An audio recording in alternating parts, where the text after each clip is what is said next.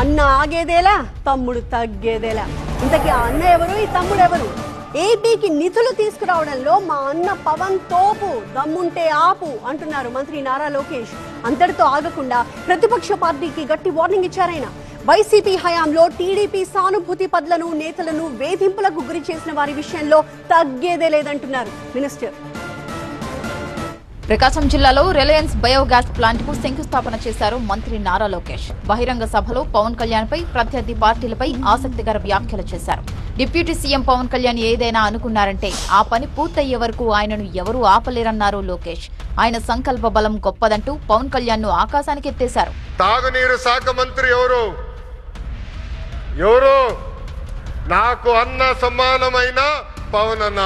పవన్ అన్న ఏమనుకున్నా సాధించే వ్యక్తి. ప్రతి కేబినెట్ మీటింగ్ లో మేము చర్చిస్తాం.